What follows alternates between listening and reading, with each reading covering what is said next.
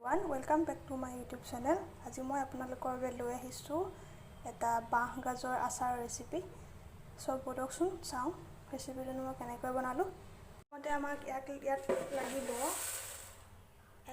2 চামুচ সৰিয়হ,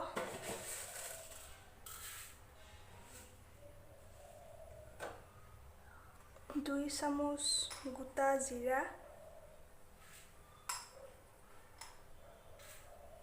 আৰু আমাক লাগিব 5টা শুকান জলকীয়া। এইখিনি মই এতিয়া অলপমান ৰোষ্ট কৰি ভাজি লম।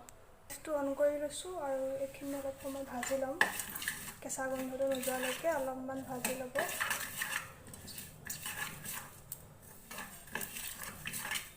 গেছটো মিডিয়াম কৰি ভাজিব।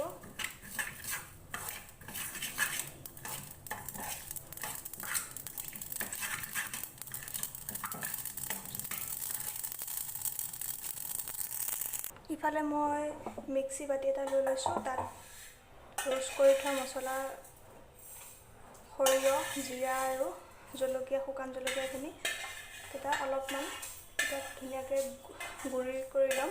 এইখিনি মছলাৰ কাৰণে আচাৰত দিবলৈ।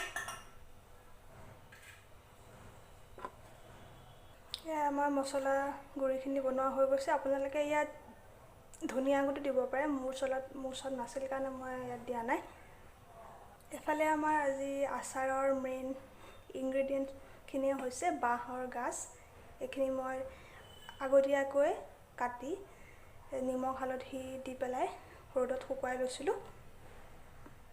এতিয়া ইয়াত বাঁহৰ গাজখিনি যে সেইখিনি ইয়াতে দি ল'ম।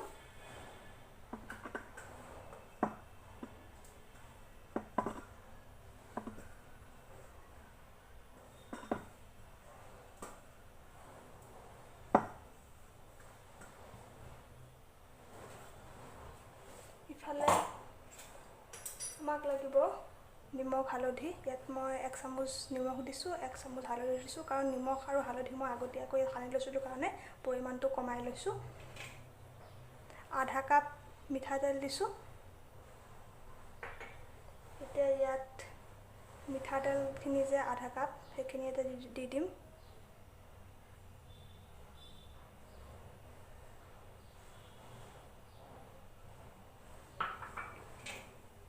নিমখ হালধিখিনিও ইয়াতে দি দিছোঁ।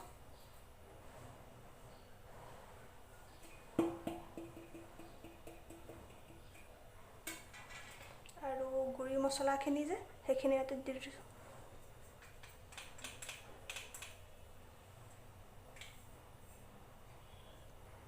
এতিয়া গোটেইখিনি এখন চামুচৰ সহায়ত ভালকৈ মিক্স কৰি ল'ম।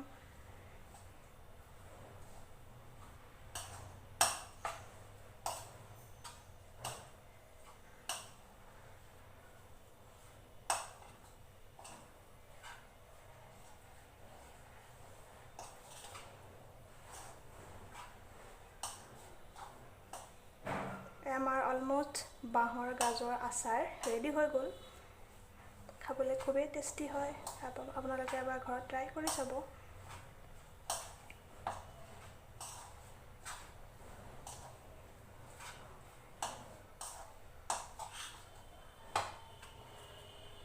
আমাৰ অলমষ্ট আচাৰখিনি ৰেডি হৈ গ'ল। যদি আজি মোৰ এই বাঁহ গাজৰ আচাৰ ৰেচিপিটো চাই ভাল পালে তেন্তে হ'লে প্লিজ এটা লাইক কৰি দিব আৰু মোৰ ভিডিঅ' আৰু মোৰ চেনেলটো ছাবস্ক্ৰাইব কৰিবলৈ নাপাহৰিব। Thank you. Thanks for ৱাটছিং।